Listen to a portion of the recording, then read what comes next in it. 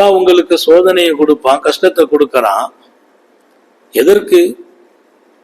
அல்லாஹ் அறிவதற்காக. உண்மையிலேயே உங்களில் நம்பிக்கையாளர்கள் யார்? உண்மையிலேயே உங்களில் சரியானவர்கள் யார்? ஏன் அல்லாஹ்வுக்கு கஷ்டத்தை கொடுக்காம உண்மையாளர்களை அறிய முடியாதா? எனக்கு கஷ்டத்தை கொடுத்துட்டா நான் உண்மையானவனா என்று அறியணுமா? அல்லாஹ் வெளிரங்கமாக ஒரு அடையாளம் வைத்தான். அல்லாஹ்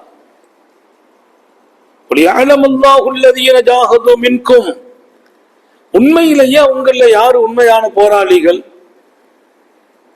அல்லாஹ் விளங்கணும்.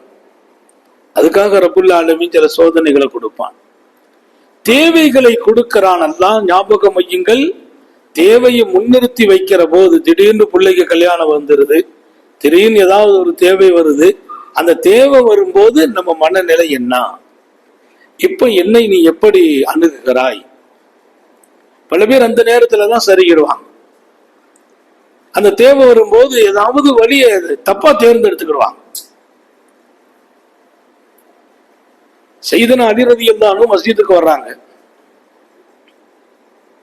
உள்ள வர்றாங்க. அவங்க வந்த குதிரைய வெளியில கட்டி போட போனாங்க. ஒருத்தர் நின்னாரு. இந்த குதிரையை பார்த்துக்கப்பான்னாங்க. இந்த குதிரைய நான் தொழுதுட்டு வந்துடுறேன். அவர் கையில ஒப்படைச்சிட்டு போறாங்க. போய் தொழுதாங்க. அவரு ஓகேன்னாரு. தொழுது முடிச்சிட்டு வெளியில வந்த அந்த ஆளை காணல. அமானிதம் இல்லையா? இந்த குதிரையை நீ பார்த்துக்க, நான் தொழுதுட்டு வரேன்னு சொன்னா அவங்க வர்ற வரைக்கும் அவன் நிக்கணும். ஆளை காணல. சையதுனா அலி ரலியல்லாஹு அன்ஹு தொழுதுட்டு வந்து பாக்குறாங்க, இங்க தேடுற ஆள் இல்ல. சரி, குதிரையை விட்டுட்டு போயிருக்கானேன்னு ஏற போனா கடிவாளம் இல்லை. குதிரையில கடிவாளம் இல்லை. கடிவாளத்தை கொண்டு போயிட்டான் அந்த ஆள். உடனே கடிவாளம் போட்டா தானே போக முடியும். பஜாருக்கு வந்து கடிவாளம் வாங்க கடைக்கு வந்தா கடிவாளத்தை கேட்கறாங்க. அந்த கடையில் உள்ளவன் கடிவாளத்தை எடுத்து கொடுக்கறான். அதுக்கான தீனார் என்னன்னு கேட்டு கையில கொடுக்கறாங்க. வாங்கி பார்த்தா அவங்க கடிவாளம், அவங்க குதிரையுடைய கடிவாளம். அந்த ஆள் அதை கொண்டு போய் அங்க வித்துட்டு போயிட்டான். அலி ரலியல்லாஹு அன்ஹு அந்த கடிவாளத்தை வாங்கி மாட்டிட்டு பள்ளிவாசலுக்கு வந்து சொன்னாங்க, ரப்பே, உன் அடியானுக்கு தேவை வரும்போது நீ அவனை எப்படி ஆளுன்றது ஜூஸ் பண்றதுக்கு தான் கொடுக்கற. நான் ஒரு நீயத்துல வச்சிருந்தேன், கையில இந்த 5 தீனார் வச்சிருக்கேன். அவன் நம்ம குதிரையை பாதுகாத்துட்டு நிக்கிறான். தொழுதுட்டு போய் அவன் கையில இதை அன்பளிப்பா கொடுக்கணும்னு வச்சிருந்தேன். அவனுக்கு தேவை, அவசரப்பட்டு ஹலாலா எங்கிட்ட வாங்காம ஹராமா கடிவாளத்தை வித்து கொண்டு போயிட்டானே அல்லாஹ். எங்கிட்ட வாங்கினா ஹலால், நான் கொடுக்கணும்னு வச்சிருந்தேன். அதுக்குள்ள அவன் கடிவாளத்தை கொண்டு வித்துட்டு காசை வாங்கிட்டு போயிட்டான்.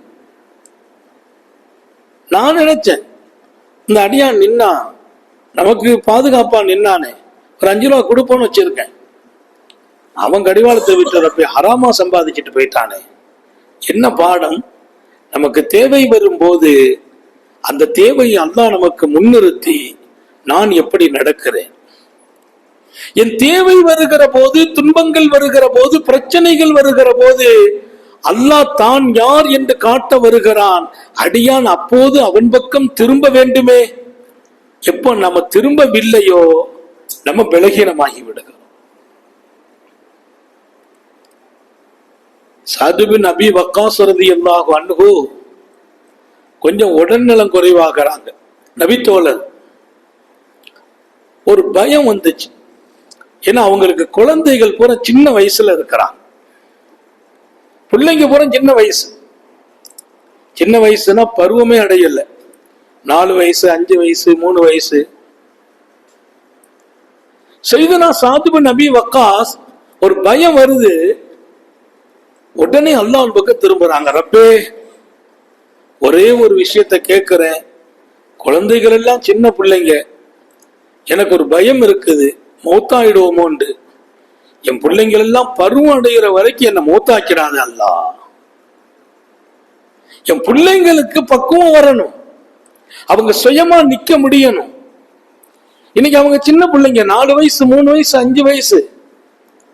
அவங்க சுயமா காலில் நிக்கணும். அவங்கள சுய வாழ்க்கையில கொண்டு நிறுத்துற வரைக்கும் எனக்கு நீ ஹயாத்தை நீடிச்சு கூட அல்லான்னு கேட்டாங்களாம். சாலிஹீங்கள் எழுதுறாங்க, 20 வருஷம் அல்லாஹ் ஹயாத்தை நீடிச்சு கொடுத்தாங்க. சாது நபி வக்காஸ் அவங்க யாரு? முஸ்தஜாபு தாவா. அவங்க துவா கேட்டா அல்லாஹ் கொடுத்துருவான். மக்கத்து முஹாஜிர்களில் கடைசியாக வஃபாத்தானவர்கள் சாது நபி வக்காஸ். 82 வயசுல வஃபாத் ஆகுறாங்க. 82 வயசு அவங்க வஃபாத் ஆகும்போது அல்லாஹ் கொடுத்தான். இங்கே நம்முடைய நோக்கம் எல்லாம் என் வாழ்க்கையில் எனக்கு முன்னால் வருகிற ஒவ்வொரு காரியங்களும், கஷ்டங்களும், கவலைகளும், மனச்சோர்வுகளும் என் ரப்பு கொடுத்து என்னை அழகு பார்க்கிறான். நான் அவன் பக்கம் போய் அல்லாவே நீ கொடுத்த இந்த கஷ்டத்துல என்ன ரிலீஃப் ஆக்கிறேன்னு கேட்கிறேனா, வேற ஒரு வழியை தேர்ந்தெடுக்கிறேனா? பிள்ளைங்க படிச்சுட்டு வேலை இல்லாம இருக்கிறாங்க. அவர் பெரிய நிலை அவங்க முன்னால இருக்குது. இந்த நேரத்தில் அடியான் என் பக்கம் திரும்புகிறானா? வயசு வந்துச்சு, மாப்பிள்ளை தேடுறோம், பையனுக்கு பொண்ணை தேடுறோம், பொண்ணுக்கு மாப்பிள்ளையை தேடுறோம். எங்கிட்ட கேட்கிறானா? ஊர்ல போய் சொல்லி வைக்கிறோம், அங்க சொல்றோம் இங்க சொல்றோம். எங்கிட்ட ஒரு வார்த்தை சொன்னானா? அல்லாஹ் எதிர்பார்க்கிறாங்கிறத விட எல்லா விஷயத்தையும் என்னிடத்துல அடியான் சொல்லணும்னு ஆசைப்படுகிறான். அல்லாஹ் நமக்கு தௌஃபீக் செய்வானா? ஆசைப்படுறது மட்டும் இல்ல, அவன்கிட்ட நீங்க போயிட்டீங்க வைங்க, அவன் மகத்தானவன். சாது பின் நபி வக்காஸுக்கு 20 வருஷம் ஹயாத்தை நீடிச்சு கொடுத்தவன் இல்லையா? என் புள்ள சின்ன புள்ள அல்லாஹ் என்ன மூத்தாக்கிறாதுன்னு கேட்டாங்களே, எவ்வளவு பெரிய விஷயம். நான் அல்லாஹ்ட இப்படிதான் துவா கேட்கிறது, ரப்பே எங்கள் பிள்ளைகளுக்காக எங்களின் ஹயாத்தை நீடிச்சு வைப்பாயாக. ஏன்? எங்க பிள்ளைங்களுக்கு ஒரு ஆசை வருது, ஒரு பொருள் வாங்கணும்னு நினைக்கிறாங்க, பிரியமான எதா இருந்தாலும் நம்மள்ட்ட வந்து தைரியமா கேட்பாங்க, பாசமா கேட்பாங்க, உரிமையா கேட்பாங்க. அதே விஷயத்த நான் இல்லைன்னா என் கூட பிறந்தவங்க சின்ன தந்தை பெரிய தந்தை எல்லாம் பாசமா பிள்ளைங்களோடு இருப்பாங்க. ஆனா பிள்ளைங்க அவங்கள்ட்ட போய் கேட்க மாட்டாங்க. தந்தைகிட்ட கேட்கிற மாதிரி சிறிய தந்தை இடத்துலயோ பெரிய தந்தை இடத்துலயோ உயிருக்குயிராக நேசித்தாலும் கேட்க மாட்டாங்க. நான் அல்லாஹ்ட்ட சொல்றது, என் பிள்ளைங்க என்ன தவிர யார்ட்டையும் கேட்கறது இல்ல ரப்பே. உரிமையோடு கேட்பாங்க, தகப்பன் என்பதற்காக. அவர்களின் விருப்பத்தை பூர்த்தி செய்கிற காலம் வரையிலும் என் ஹயாத்தில் பறக்க செய். வாழ்க்கைய அல்லாஹ்ட்ட போய் ஒப்படைங்க, கேளுங்கள். கேட்கிற போதெல்லாம் அவன் சந்தோஷப்படுறான். இன்னைக்கு நம்மள்ட்ட யாருக்கு தேவைகள் இல்லை, பிரச்சனைகள் இல்லை, நம் முன்னால் எல்லாம் இருக்கிறது. அதுக்கு ஏதாவது ஒரு சொல்யூஷன் கிடைக்காதான்னு தேடுறோம். பல ரூபங்கள்ல போய் தேடுகிறோம். அல்லாஹ்ட்ட போய் தேடிட்டோம்னா அதுக்கான வழி எங்க இருக்கிறோ அந்த வழிய, அந்த சுவிட்ச் அவங்க கையில் இருக்குது, அந்த கண்ட்ரோல் அதை ஆன் பண்ணிட்டான்னா வாழ்க்கையில வெளிச்சம் வந்துடும். அவங்க கையில இருக்குது. என்ன இந்த வாழ்க்கை எப்ப கிடைக்கும்? உயர்தரமான சிஃபாத்துக்கள் உங்கள்கிட்ட ஹயாத் ஆகணுங்கிறான். மனித வாழ்க்கையில உயர்தரமான சிஃபாத், உயர்ந்த தன்மைகள். இன்னுமே பல பேரு அந்த உயர்ந்த தன்மைகள் வரல. எதுக்கு எடுத்தாலும் எரிந்து விழுறாங்க, உணர்ச்சி வசப்படுறாங்க, டென்ஷன் ஆகுறாங்க. ஒரு 5 பேர் இருக்கிற குடும்பத்துல கூட அந்த குடும்ப தலைவருக்கு நிதானம் இல்லை. 5 பேர், அவர் மனைவி, 2 பிள்ளைங்க, ஒரு தாய், இப்படி ஒரு சின்ன ஃபேமிலியில கூட நிதானம் இல்லை, உணர்ச்சியை கட்டுப்படுத்த முடிவதில்லை, ஒரு நல்ல பேரை தக்க வைக்க முடிவதில்லை. உயர்ந்த தன்மைகள் நமக்குள்ளே இருக்க வேண்டும். அவங்களுக்கு தான் அல்லாஹ் தஆலா அவன் பக்கம் திரும்புகிற வாழ்க்கையும் கொடுக்கிறான். தேவையை முன்னிறுத்துவான் அல்லாஹ். அந்த தேவையின் போது நான் அவன் கிட்ட வர்றேன் என்னன்னு பாக்குறான். அவன் கிட்ட நானா போக முடியாது, அவன் தான் என்ன போக வைக்கணும். எப்ப போக வைப்பான்? எங்கிட்ட உயர்ந்த தன்மைகள் ஹயாத்தானா போக வைப்பான். தன்மாரணும் இல்ல. சின்ன சின்ன ஃபேமிலியில கூட அந்த குடும்பத்திலே ஏக மனது ஒத்து வாழ்கிற மனிதர்கள் குறைஞ்சு போயிட்டாங்க. எதுக்கு எடுத்தாலும் கோவப்படுறவங்க, தன்னை பெருசா நினைச்சுக்கிட்டவங்க. அந்த சிபத்து ஒரு ஆரோக்கியமானது, எனக்குள்ளே ஒரு அலங்காரமான வாழ்க்கை. அபூ உஸ்மான் ஹியரி என்று ஒரு பெரிய ஞானி வாழ்ந்தாங்க. அல்லாமா அபூ உஸ்மானுல் ஹியரி மிகப்பெரிய மனிதர். ஒருத்தர் அவரை விருந்துக்கு கூப்பிட்டார். பள்ளியில வந்து, பாவா நாளை மதியம் நம்ம வீட்டுல சாப்பாடு வந்துருங்க. என் தாய்மார்கள் நிறைய இருக்கிறீங்க, கவனம் எடுங்கள். நம்ம வாழ்க்கைங்கிறது அல்லாஹ் கொடுத்த விலை மதிக்க முடியாத பாக்கியம். ஒவ்வொரு நாளும் வாழ்கிற வாழ்க்கையில் ஆயிரம் ஆயிரம் தேவைகளை அல்லாஹ் முன்னிறுத்துகிறான். ஒவ்வொரு நாளும் ஆயிரம் துன்பங்களும் இன்பங்களும் கலந்து வருகிறது. இதிலெல்லாம் நாம் நாமவே வாழ்வதை விட நம்மை இயக்குகிற அல்லாவின் பக்கம் மீள்கிறவர்களாக வாழ வேண்டும் என்ற பாடம்தான் இன்று உங்கள் முன்னால் வைக்கிறேன். நான் வாழும் போதெல்லாம் நான் ரொம்ப மனம் கனத்தவனாக ஆகிவிடுகிறேன். ஆஹா, இந்த பிரச்சனை எப்படி சால்வ் பண்ண போறேன், இந்த கஷ்டத்திலிருந்து எப்படி ரிலீஃப் ஆக போறேன், நமக்கு நாமே அந்த சுமையை போட்டுக்கிறோம். ஆனா இந்த கஷ்டத்துல இருந்து நாம என்ன ரிலீஃப் ஆகிறது, இது என்ன பெரிய சுமை, இதை கொடுத்தவன் போனோம்னா அவன் இதை இறக்கி வைப்பான். சுமையை கொடுத்தவன் போய் இறக்கி வைக்க சொல்லணும்.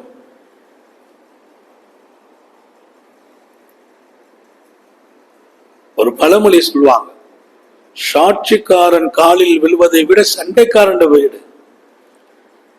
யாரு உனக்கு கூட பிரச்சனை பண்றான்னு அவன் போய் கைய கால பிடிச்சு அதுல இருந்து ரிலீஃப் ஆகு. சாட்சிக்காரன் போய் நீ கைய பிடிச்சிட்டு நிக்கிறத விட 2 சுத்த வேண்டியதில்லை, டைரக்டா போயிடு. உலக விஷயத்திலேயே அப்படி ஒரு பாடத்தை முன்மாதிரி காட்டுகிற போது, படைத்த கருணை உள்ளவன் வாழ்க்கையில் அவன் சுமைகளை தருகிறான், துயர்களை தருகிறான், சந்தோஷங்களை தருகிறான். இந்த நேரங்களில் எல்லாம் நாம ருஜு இலல்லாஹ், அல்லாவின் பக்கம் திரும்புகிறவர்களாகவே இருந்து விடுவோமையானால் நமக்கு சுமை இல்லை. நமக்கு சுமை எப்போ, இப்படி ஒரு பிரச்சனை வந்துட்டு என்ன பண்ண போறோம் நீங்க நினைச்சீங்க, அது கஷ்டமாயிடும். நான் என்ன பண்ண முடியும், பிரச்சனை வந்து இருக்குமா, நான் என்னமா பண்ண முடியும், நான் ஒண்ணும் பண்ண முடியாது. நான் என்ன பெரிய ஆளா நினைச்சுக்கிறது, நம்ம என்ன பண்ண முடியும், இந்த பிரச்சனைய எப்படி சால்வ் பண்ண முடியும். 10 மணி நேரம் யோசிக்கிறேன், பிரச்சனை வந்துட்டா அதை பத்தி யோசிக்கவே கூடாது. அல்லாஹ் அந்த மாதிரி ஒரு பிரச்சனை முன்னால வந்து நிக்குது, எனக்கெல்லாம் ஒரு வழியும் தெரியாது ரப்பே, இதுல இருந்து நான் மீள்வதற்கு நீ வழியை தந்துரு. ராத்திரி படுத்து பாருங்க, காலையில பிரச்சனை பசுமையா போயிடும். காலையில பசுமையா போயிடும். இல்ல நான் இதை எப்படி பேஸ் பண்ண போறேன், இதுல இருந்து நான் எப்படி வெளிவர போறேன்னு நீங்க உங்களையே பெருசா நினைக்கும் போது அல்லாஹ் பார்க்கறான். அவனா இதுல இருந்து தப்பிக்க நினைக்கலாம், எப்படியும் தப்பிச்சுட்டு போறான், நம்ம மாட்டிக்கிடுவோம். தப்பிக்கிறதுக்கு வழியை நீங்க கொடு, நம்ம தப்பிக்க முடியாது, வழி அவன் தரணும். அபூ உஸ்மான் ஹியரிய ஒருத்தர் சாப்பிட கூப்பிடுறாரு. பெரிய மகான் அவங்க. பாபா நாளை மதியம் நம்ம வீட்டுல சாப்பிடணும். அல்லாமா அபூ உஸ்மான் ஹியரி சரிப்பான்டான்.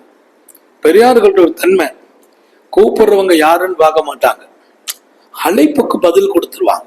அல்லாஹ் நமக்கு தௌஃபீக் செய்வானா. அழைப்புக்கு பதில்.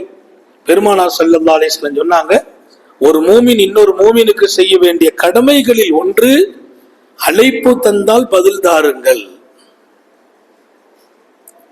நம்ம வசதியில கம்மியா இருக்கலாம், அவங்க கூடுதலா இருக்கலாம், நம்ம அந்தஸ்து குறைஞ்சிருக்கலாம், அவங்க கூட இருக்கலாம், அதையெல்லாம்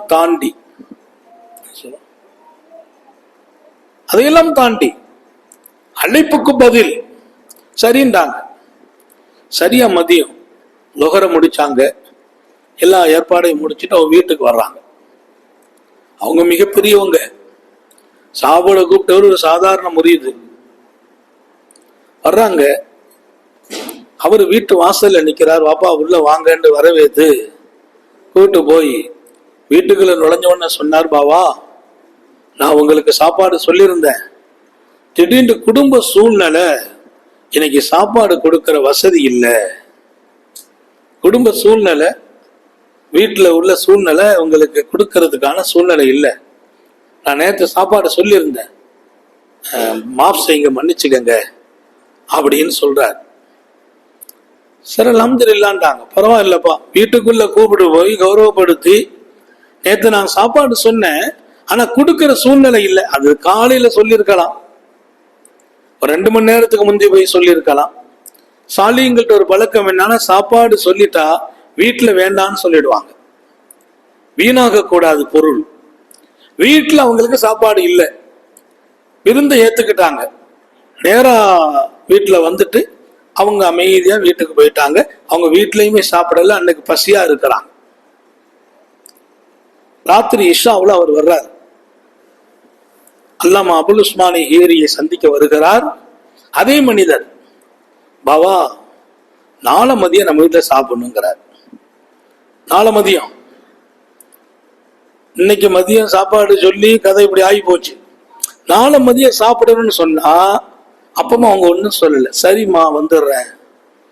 மறுநாளைக்கு அதே மாதிரி நுகருக்கு வந்துட்டாங்க. அவரும் கண்ணியப்படுத்தி வீட்டுக்கு கூட்டு போறார்.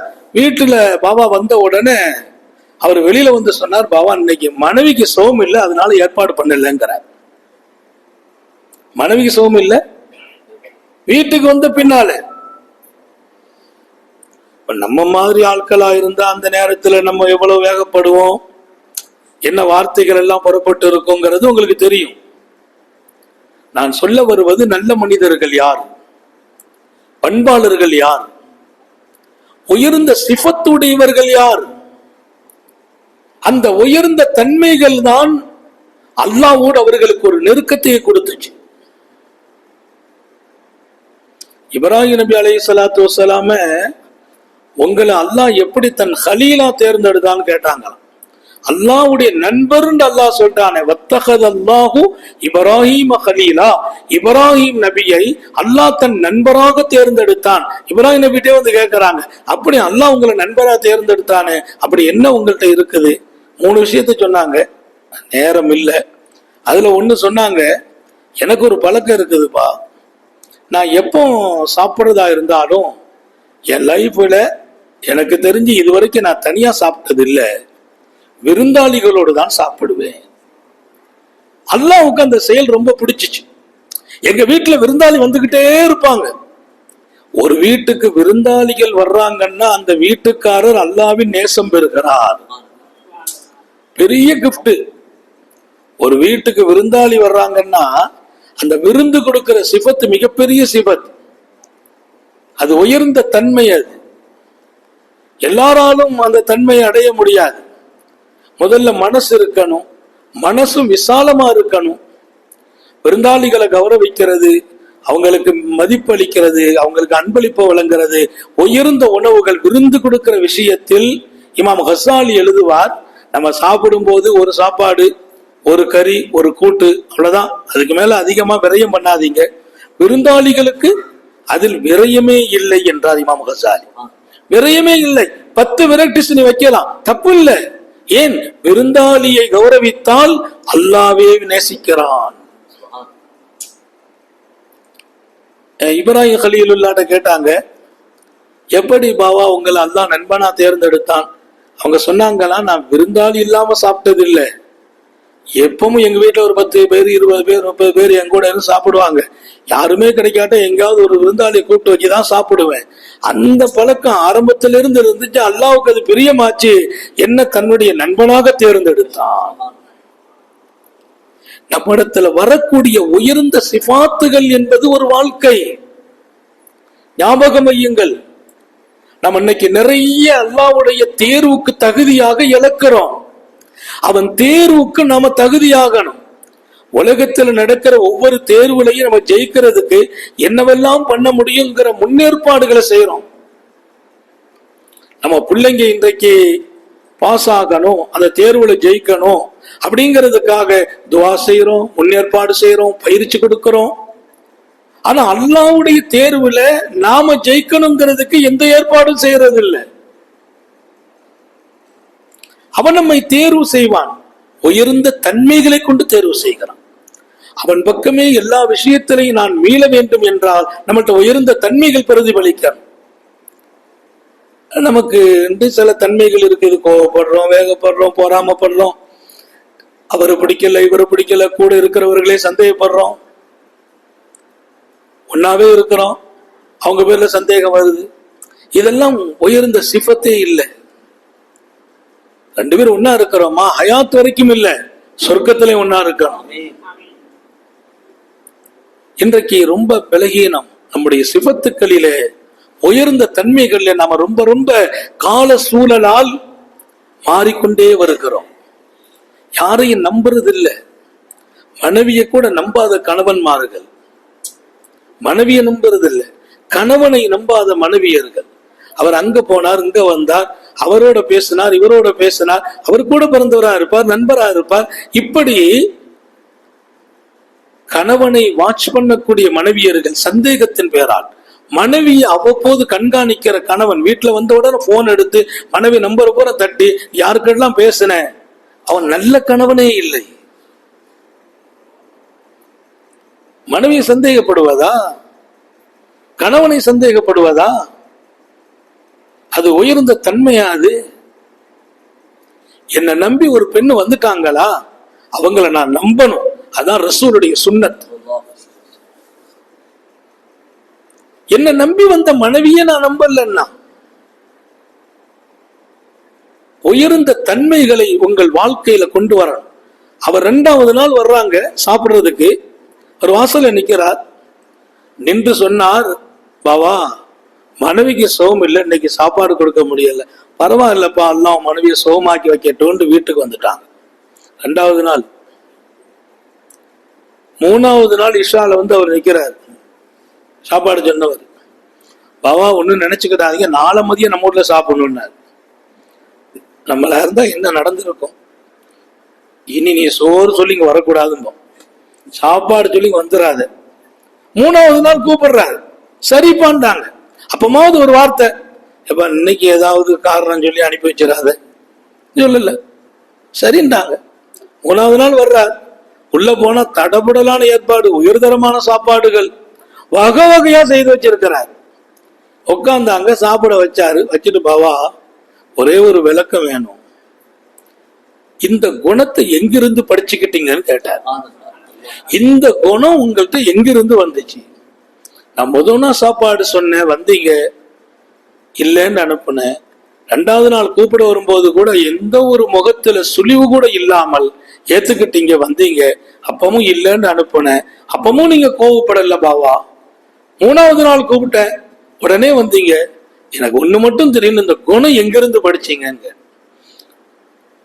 நான் மனைவி சோம் இல்லாமலா இல்ல, சாப்பாடு வைக்கிற சூழ்நிலை இல்லைன்னு அதுவும் போய் கேள்விப்பட்டேன்.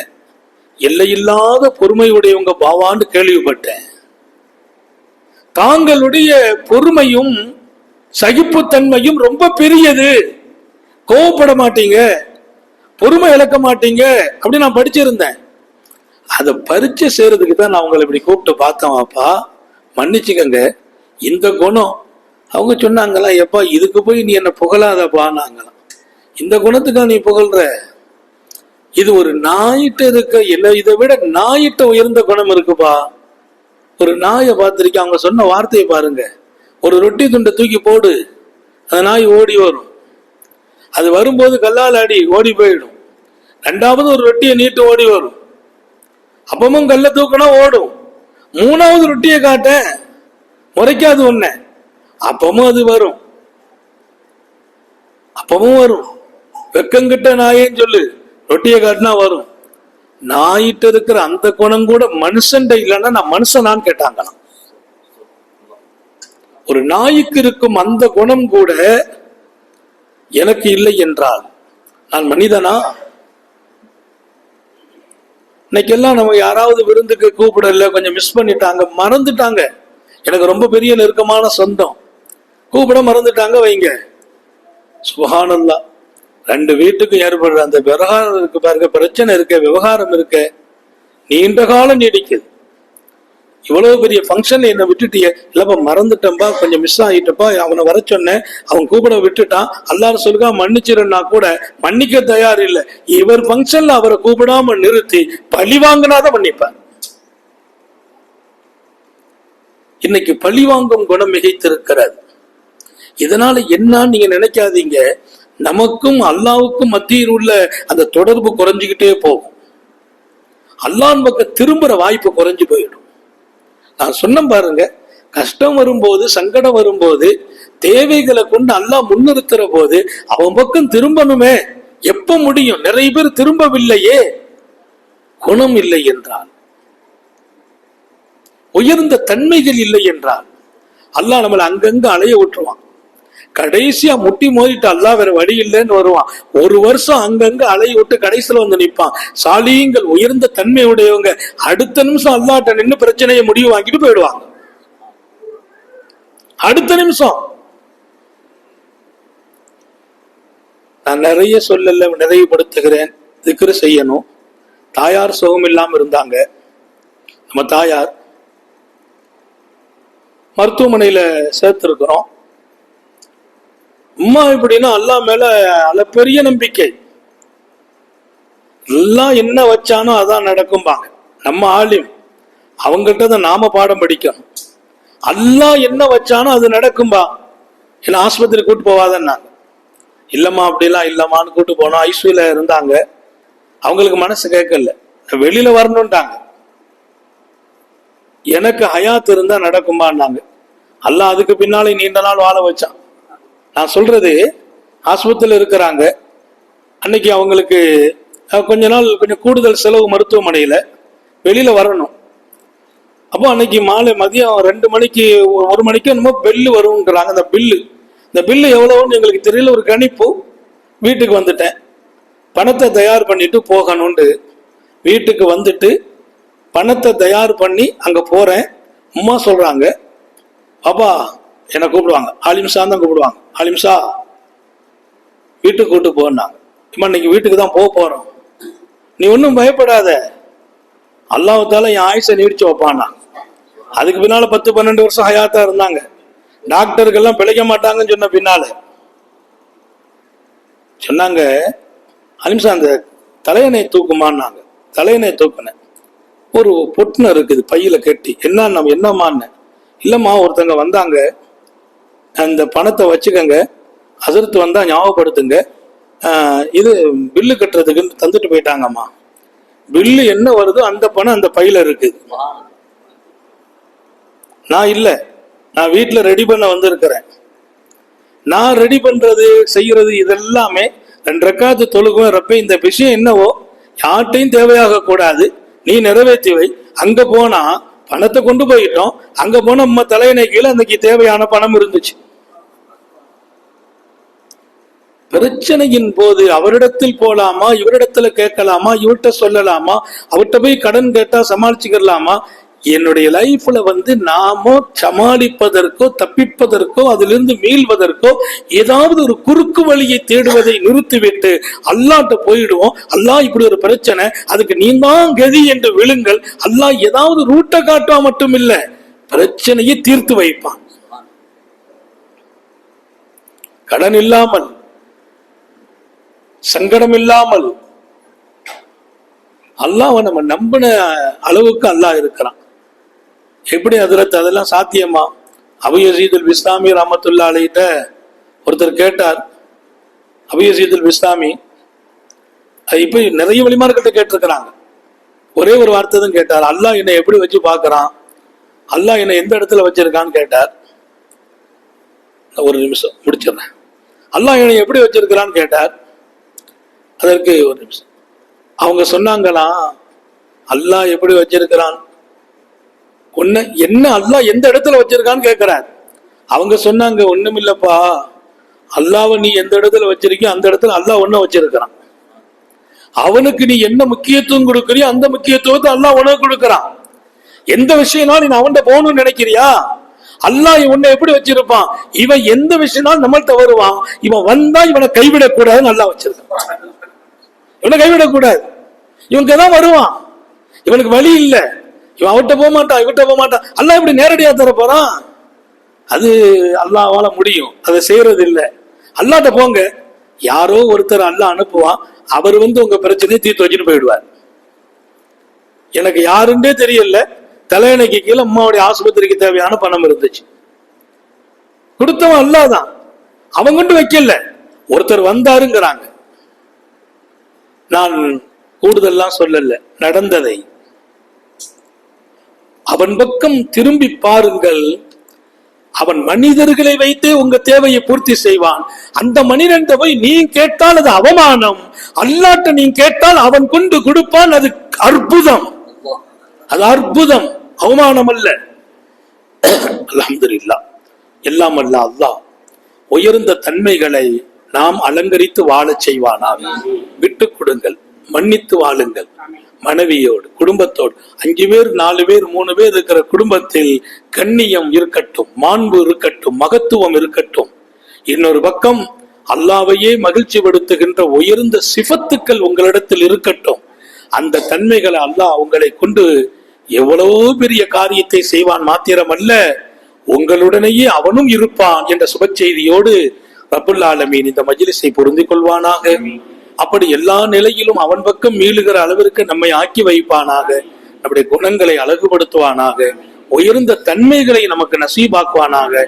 நம்ம அடுத்தவங்களை பொறாமப்பட்டு அடுத்தவங்க மேல அவன் நல்லதாயிடக்கூடாது, இவன் உயர்ந்துட்டானே இவன் உயர்ந்துட்டானே, அவனை உயர விடக்கூடாது, நான் உயர விடாம நான் தடுக்கணும்னு நினைச்சேன். எத்தனை நாளைக்கு அனுப்ப முடியும், எத்தனை நாளைக்கு தடுக்க முடியும்?